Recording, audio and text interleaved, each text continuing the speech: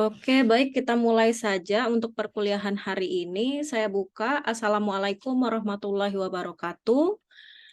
Selamat Waalaikumsalam warahmatullahi wabarakatuh. ya, selamat pagi teman-teman semuanya. Sebelumnya saya ucapkan selamat datang ya di semester 3 di mata kuliah saya, yaitu mata kuliah Bank dan Lembaga Keuangan lainnya.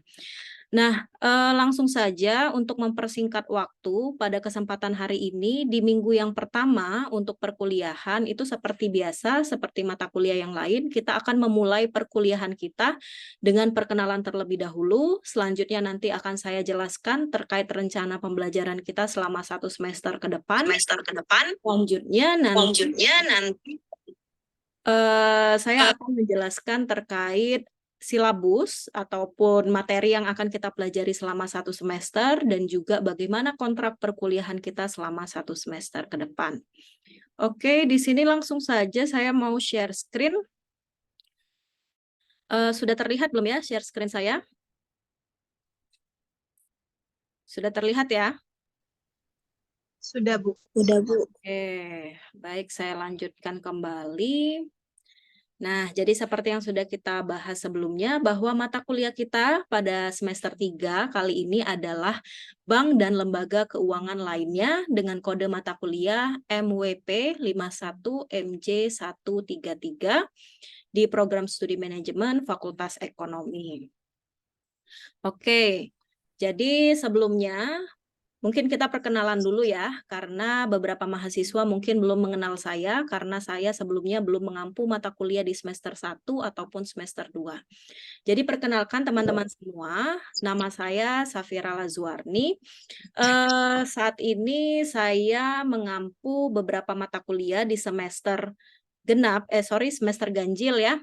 NIDN saya di 02 13 10 9401 dan juga untuk email dan juga nomor HP itu nanti silahkan dicatat. Kalau misalkan ada kendala terkait perkuliahan nanti silahkan bisa kita komunikasi melalui WA ataupun melalui email. Nah, selanjutnya untuk mata kuliah yang pernah saya ampu itu ada mata kuliah Bank dan Lembaga Keuangan lainnya, selanjutnya ada manajemen keuangan, selanjutnya ada manajemen perbankan, kewirausahaan 2, dan di semester ini saya juga mengampu mata kuliah pengembangan bisnis startup dan UMKM untuk semester 5. Nah, untuk education background saya, itu saya menyelesaikan studi S1 di Universitas Islam Indonesia Yogyakarta. Selanjutnya, di tahun yang sama, saya melanjutkan studi di Universitas Gadjah Mada, Yogyakarta, dan selesai di tahun 2019. Oke, langsung saja untuk rencana pembelajaran 1 semester kita ya, sama seperti mata kuliah yang lain. Mata kuliah ini juga akan menempuh 16 kali pertemuan. Nah, adapun deskripsi mata kuliah dari mata kuliah Bank dan Lembaga Keuangan lainnya, ini adalah Bank dan Lembaga Keuangan lainnya, ini memberikan mahasiswa keterampilan mengenai konsep bank dan lembaga keuangan lainnya yang sejarah, tugas, dan juga laporan usaha, bank, dan dasar-dasar serta konsep manajemen bank syariah yang berdasarkan Undang-Undang Perbankan terbaru. Nah, untuk CP ataupun capaian ya, yang akan kita yang dibebankan pada mata kuliah ini ada 4 CPL. CPL yang pertama itu adalah mahasiswa diharapkan mampu menunjukkan sikap bertanggung jawab atas pekerjaan di bidang keahliannya secara mandiri. Selanjutnya mampu menguasai konsep teoritis, metode, dan juga praktek analisis fungsi manajemen, perencanaan, dan lain sebagainya, serta fungsi organisasi pada berbagai jenis organisasi. Selanjutnya untuk CPL yang ketiga, itu adalah mahasiswa mampu menerapkan pemikiran logis, kritis, sistematis, dan inovatif dalam konteks pengambilan ataupun pengembangan atau implementasi ilmu pengetahuan dan atau teknologi sesuai dengan bidang keahliannya. Dan yang terakhir adalah mahasiswa mampu mengambil keputusan manajerial yang tepat di berbagai tipe organisasi pada tingkat operasional berdasarkan analisis dan juga informasi pada fungsi organisasi. Nah, untuk beberapa CPMK-nya, ini nanti silahkan dibaca lagi untuk RPS-nya nanti akan saya upload di Vclass dan silahkan di-download semuanya karena di dalam RPS ini menyangkut semua materi yang akan kita bahas selama 1 semester. Oke, ini untuk penjelasan pada masing-masing pertemuan ya. Jadi nanti silahkan dipelajari masing-masing indikatornya, kriterianya, dan juga sampai kepada materi pembelajarannya. Nah, untuk RPS ini sudah saya buatkan ringkasannya. Ringkasan ini ada di dalam sini. Nah, jadi seperti yang sudah kita bahas sebelumnya bahwa mata kuliah ini juga akan ada 16 kali pertemuan, di mana 2 pertemuan diantaranya itu adalah UTS dan juga UAS. Nah, untuk pertemuan yang pertama, hari ini kita akan membahas mengenai silabus ataupun RPS, pengenalan sistem moneter, dan juga uang. Selanjutnya nanti kita di pertemuan yang kedua, kita akan mulai membahas mengenai ruang lingkup lembaga keuangan bank. Jadi seperti judul dari mata kuliah ini, bank dan lembaga keuangan lainnya. Berarti dalam 1 semester kita itu akan fokus membahas mengenai 2 lembaga, yaitu bank secara umum dan juga lembaga keuangan lainnya. Maksudnya lembaga keuangan lainnya ini adalah lembaga keuangan seperti koperasi, pegadaian, dan lain sebagainya. Jadi nanti untuk teknisnya, di pertemuan sebelum UTS, kita akan membahas mengenai bank, fokus kepada bank ya, dan nanti 1 pertemuan sebelum UTS dan juga beberapa pertemuan setelah UTS, kita akan fokus membahas mengenai lembaga keuangan lainnya.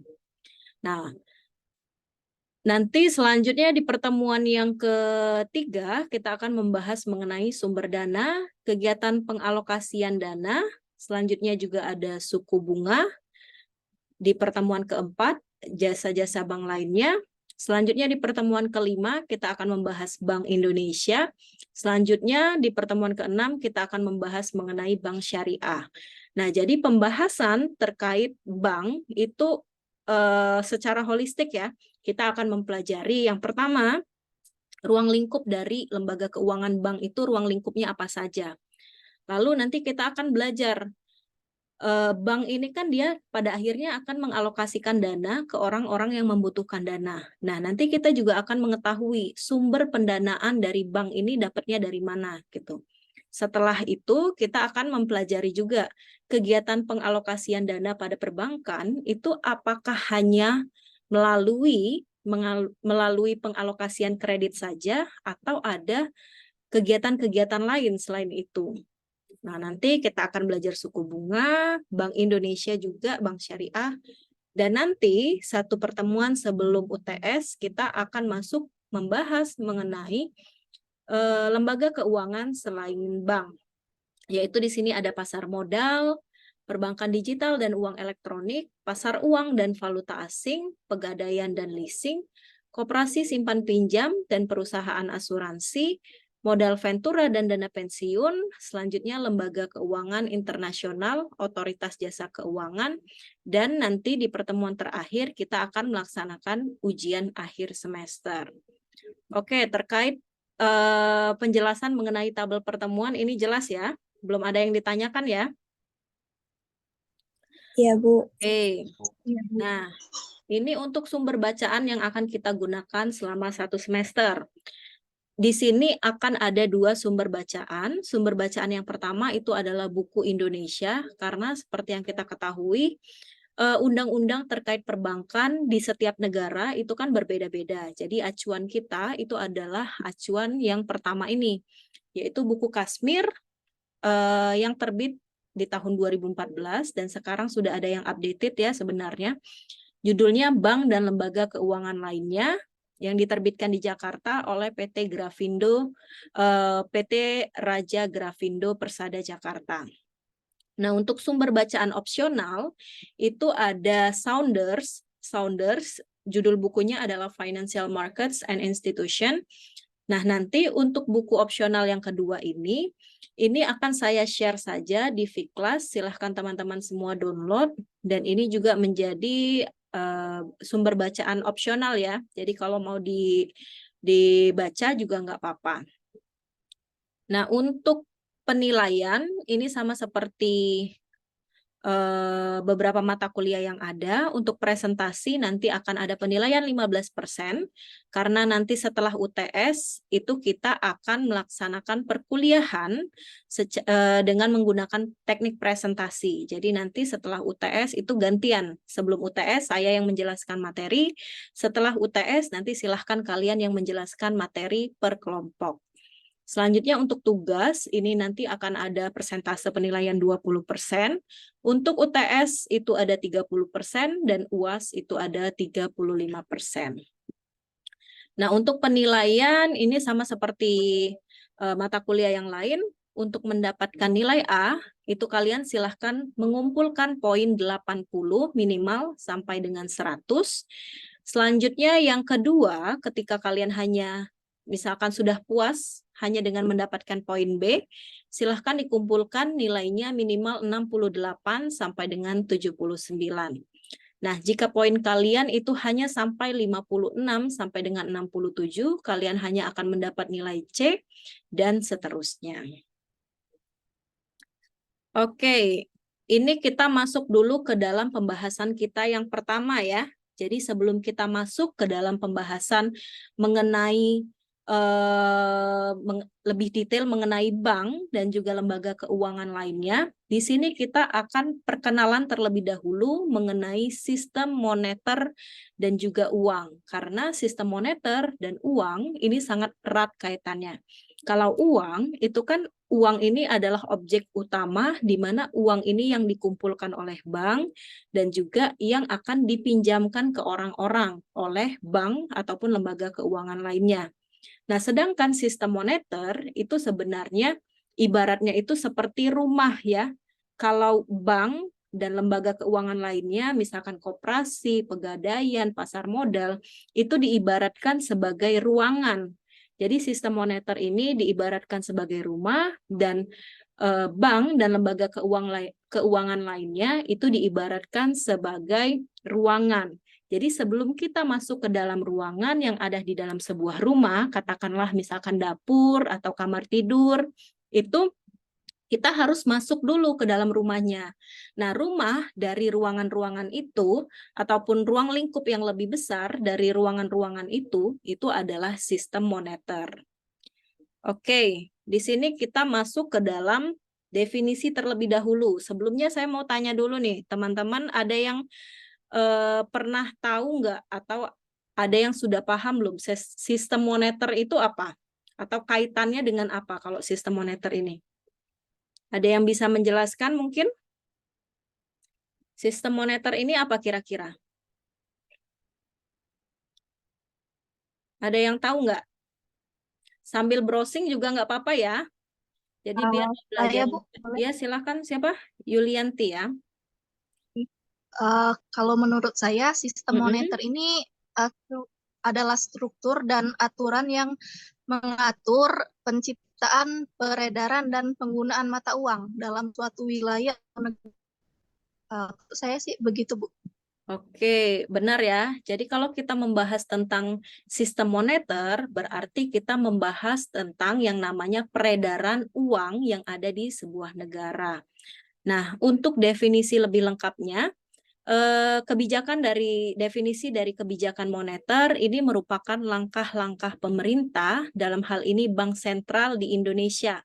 Bank Sentral di Indonesia itu adalah Bank Indonesia, untuk mengatur ketersediaan uang yang beredar demi kestabilan keuangan dan perekonomian moneter negara. Nah, menurut Sukirno tahun 2012, kebijakan moneter ini merupakan langkah pemerintah yang dilaksanakan oleh Bank Sentral untuk mempengaruhi atau mengubah jumlah penawaran uang dalam perekonomian atau mengubah suku bunga dengan maksud untuk mempengaruhi pengeluaran agregat. Nah, jadi seperti yang kita ketahui, beberapa fenomena ini menyebabkan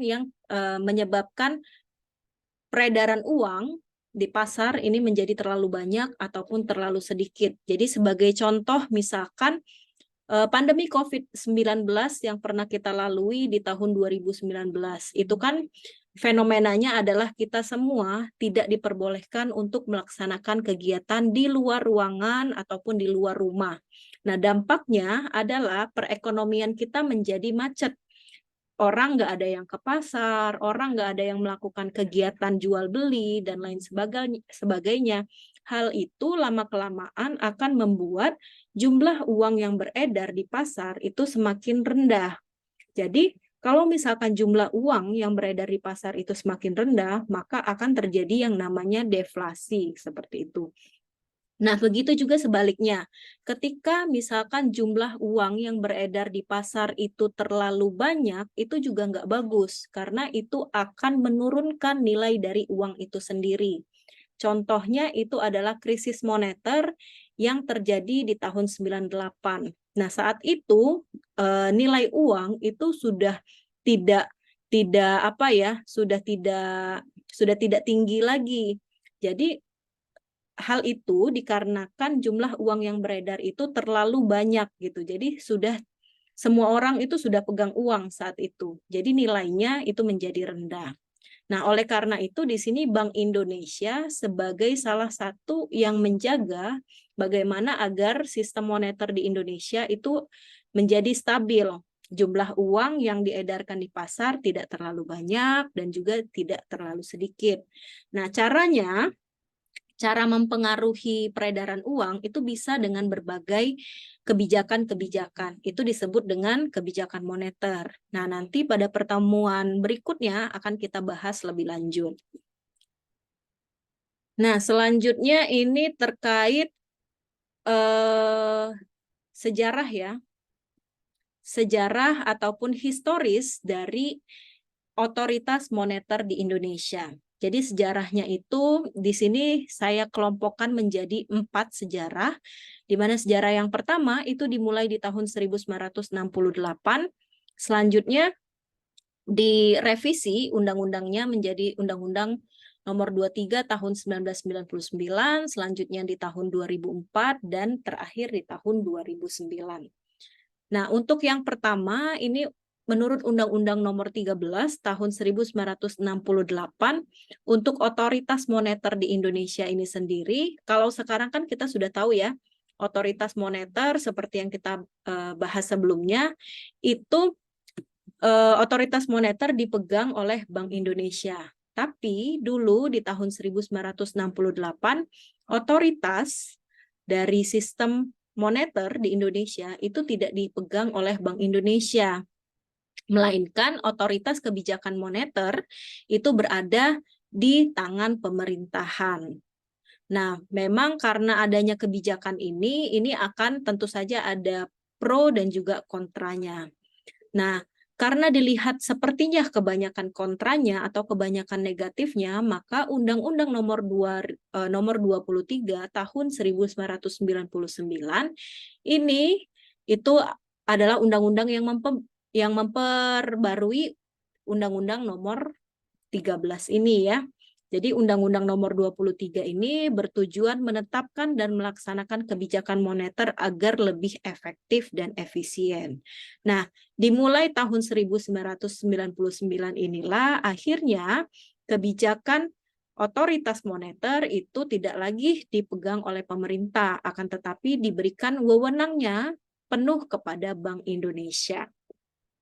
Nah, selanjutnya di tahun 2004, tahun 2004 ini merupakan perbaikan atas Undang-Undang Nomor 23 sebelumnya ya. Jadi karena adanya krisis waktu itu di tahun 2018 yang terjadi di Amerika Serikat atau sering dikenal dengan subprime mortgage ya, krisis subprime mortgage. Nah, undang-undang ini dibuat untuk mengembalikan ataupun untuk meningkatkan juga tingkat kepercayaan masyarakat terhadap perbankan dari ancaman krisis global. Karena di tahun 2008 ini krisis yang terjadi di Amerika ini juga dirasakan oleh warga-warga di Indonesia. Jadi banyak orang itu melakukan penarikan uang yang mereka simpan di perbankan secara besar-besaran gitu. Jadi tujuan dari undang-undang ini adalah untuk meningkatkan kepercayaan masyarakat terhadap perbankan. Jadi pemerintah itu berupaya untuk menenangkan masyarakat ya. Selanjutnya undang-undang yang terakhir itu terkait Undang-Undang Nomor 6 Tahun 2009. Jadi undang-undang ini bukan menggantikan undang-undang sebelumnya, tapi hanya merevisi beberapa pasal dan menambahkan beberapa pasal baru. Nah, untuk otoritas moneternya tetap masih dipegang di Bank Indonesia. Oke, ini penjelasan lebih detailnya terkait apa yang sudah kita diskusikan sebelumnya. Nanti silahkan dibaca kembali ya. Tapi secara keseluruhan intinya sudah saya sampaikan di slide depan tadi. Nah, selanjutnya sekarang kita masuk ke pembahasan tentang uang. Nah, kalau misalkan saya sebutkan uang yang ada di benak teman-teman semua di sini apa? Uang itu apa kira-kira? Apa yang Alat pembayaran nasional. ya, apa? Alat tukar. Ya, jadi benar ya. Uang itu adalah alat pembayaran atau alat tukar ya. Dan jangan lupa alat pembayaran yang sah gitu. Nah, jadi uang ini sendiri nanti akan kita pembahasannya akan kita spesifikkan. Yang pertama, kita akan membahas definisinya terlebih dahulu. Yang kedua, nanti kita akan membahas jenis dari uang itu. Selanjutnya, yang ketiga, kita akan membahas mengenai syarat dari uang itu apa. Karena tidak semua benda itu bisa dikatakan uang. Ada syarat-syarat yang harus dipenuhi terlebih dahulu. Terus yang ketiga, itu nanti kita akan membahas mengenai fungsi dari uang itu sendiri. Dan yang terakhir, bagaimana perkembangan perekonomian dan pengaruhnya terhadap uang. Nah, jadi sebelum kita membahas uang, di sini kita membahas mengenai salah satu bentuk dari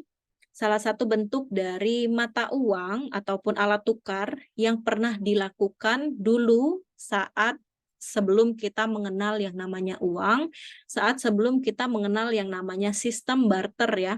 Jadi di zaman purba itu ketika kita ingin melakukan pertukaran kayak semacam jual beli, itu kita menggunakan cangkang kerang ini. Cangkang kerang ini disebut dengan cangkang kerang Krowi. Kerang Krowi ini sampai sekarang pun masih banyak ya dijumpai di kota-kota di Indonesia ataupun di Palembang. Di sini pun masih banyak bisa kita jumpai kerang Krowi. Nah, kerang inilah yang dulu saat zaman purba ini menjadi salah satu mata uang ataupun alat tukar yang dianggap sah. Jadi sebelum kita mengenal barter, kita mengenal ataupun kita menggunakan kerang Krowi ini dulu. Nah, sebelum kita masuk pengenalan tentang uang, sebelumnya kan kita menggunakan barter. Ada yang bisa menjelaskan nggak ya, kenapa kira-kira kita itu meninggalkan sistem barter? Tahu ya barter itu apa? Kira-kira kenapa kita itu tidak menggunakan sistem barter lagi sebagai sistem jual beli? Ada yang tahu nggak? Karena nggak efisien, Bu. Nggak efisiennya itu gimana maksudnya? Jadi yang misalnya tuh ya misalnya satu karung beras nih ditukar dengan yang lebih kecil jumlahnya, jadi nggak sebanding, Bu, itu. Oke, ada lagi yang lain? Ada yang mau menambahkan? Ada lagi yang mau menambahkan atau setuju dengan pendapat Lilis tadi? Setuju ya? Jadi salah satu alasan kenapa kita meninggalkan sistem barter tadi ya karena nggak efisien gitu ya. Karena yang pertama alasan yang paling mendasar itu adalah sistem barter itu kenapa ditinggalkan? Karena yang pertama nilai tukar dari barang yang mau ditukarkan antar satu barang dengan barang yang lain itu tidak sama. Jadi benar apa yang disampaikan Lilis tadi ketika misalkan kita punya beras yang misalkan cuma sekantong itu mungkin nggak sampai 1 kilo misalkan ya berasnya. Mau kita tukarkan dengan harta benda milik orang lain. Misalkan orang lain itu hanya punya ini hanya punya kambing misalkan. Dia peternak, dia hanya memiliki kambing untuk dia tukarkan. Nah, nilai antara barang yang akan ditukarkan, si beras tadi yang beratnya itu hanya 1 kilo, mau ditukarkan dengan orang si peternak yang punya kambing, itu kan nilainya sangat jauh ya, antara kambing dengan beras itu tidak match antara harga satu sama lainnya. Makanya orang-orang yang menggunakan sistem barter itu merasa salah satu pihak ada yang merasa diuntungkan dan pihak lainnya merasa dirugikan, seperti itu. Dan berikutnya yang kedua, kenapa barter ditinggalkan? Karena ya dia itu kayak tidak fleksibel ya. Jadi kalau misalkan kita mau menukarkan barang ataupun harta benda yang kita miliki, itu kita harus membawa barangnya kemana-mana. Sedangkan barang yang akan dibawa itu kan ukurannya itu kan berbeda-beda ya. Ada yang harta kita itu mungkin ukurannya kecil, bisa dibawa kemana-mana. Atau mungkin seperti kambing tadi, agak susah kita membawa kambing kemana-mana dan mencari orang yang mau ditukarkan dengan yang kambing ini tadi. Jadi lama-kelamaan sistem barter ini selain memang membuat orang merasa dirugikan di beberapa sisi, dia juga dianggap kurang menguntungkan gitu. Oleh karena itu, lambat laun orang-orang mengenal dengan yang namanya uang dan sampai dengan sekarang. Tapi jauh sebelum kita menggunakan barter, kita menggunakan kerang ini tadi. Oke, nah kalau misalkan untuk uang, itu kan kita tahu ya, nilai dari uang itu kita bisa lihat dari bentuk fisik uangnya. Misalkan uang 50.000 itu nilainya lebih besar dibandingkan dengan uang 5.000 gitu. Nah, tapi kalau misalkan kita menggunakan alat tukar ini, menggunakan kerang sebagai alat tukar ini atau sebagai mata uang, kira-kira apa yang membuat si kerang ini nilainya lebih tinggi atau lebih rendah? Ada yang tahu nggak? Kira-kira apa ya? Apakah warnanya, atau apakah itu ukurannya, atau apa? Coba ditebak-tebak aja. Ada yang tahu nggak? Kira-kira apa? Apakah itu dia ukurannya, semakin berat dia semakin mahal, atau dari warnanya, semakin dia terang dia semakin mahal? Kira-kira menurut kalian apa?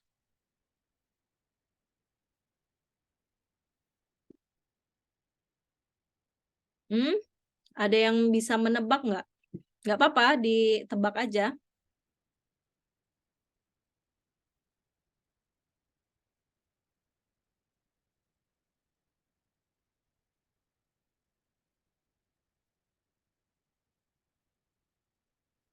Oke, mungkin agak kesulitan ya.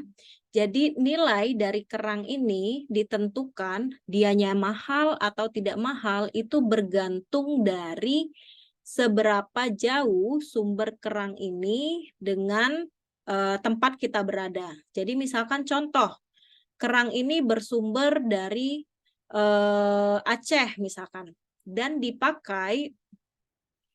dipakai untuk kegiatan jual beli yang ada di Palembang gitu. Aceh dengan Palembang itu kan lumayan jauh ya ketimbang Aceh dengan Padang. Jadi si kerang ini akan lebih bernilai kalau dibelanjakan di Palembang, harganya akan semakin tinggi. Jadi contoh, misalkan kita bisa pakai satu kerang untuk belanja satu roti misalkan. Nah, tapi di Aceh, dia ini karena lebih mudah untuk dijumpai atau lebih dekat dengan,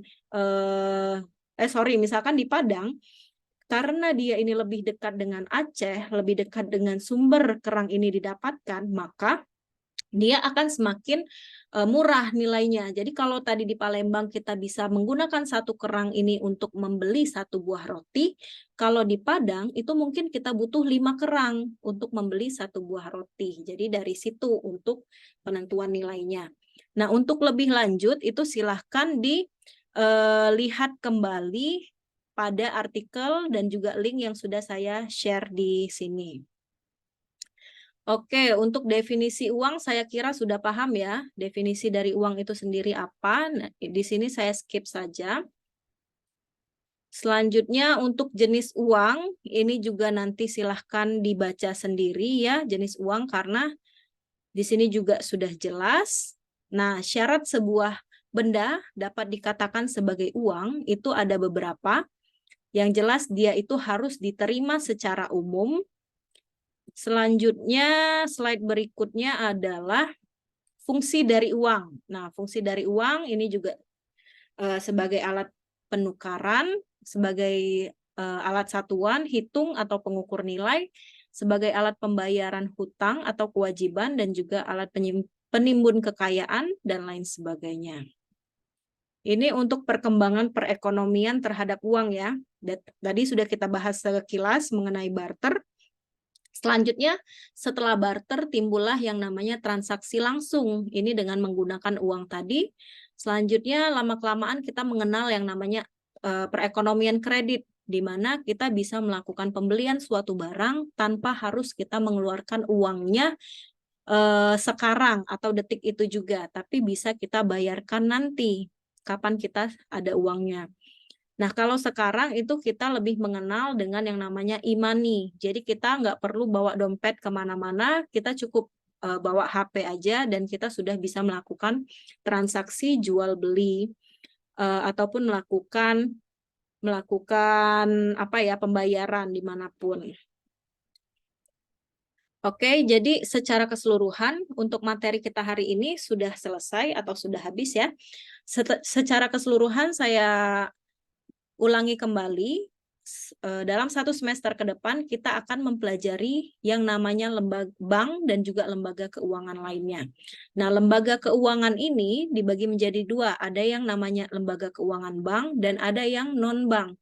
Untuk yang bank ini adalah contohnya Bank Indonesia, Bank Umum, dan BPR. Sedangkan untuk yang non-bank seperti yang sudah kita bahas tadi ada pasar modal, pasar uang, falas, KSP, pegadaian, leasing, asuransi, dan lain sebagainya. Oke, mungkin itu saja apa yang harus saya jelaskan hari ini. Mudah-mudahan dimengerti ya, dan juga karena ini materinya masih sederhana, saya rasa juga sudah jelas ya semuanya. Sebelumnya ada yang mau ditanyakan? Atau sudah cukup jelas? Sudah cukup jelas. Sudah cukup jelas, Bu. Oke, udah jelas Bu. ya. Oke, karena waktu kita sudah habis, saya akhiri dulu ya pertemuan kita hari ini. Terima kasih atas kehadirannya. Wassalamualaikum warahmatullahi wabarakatuh.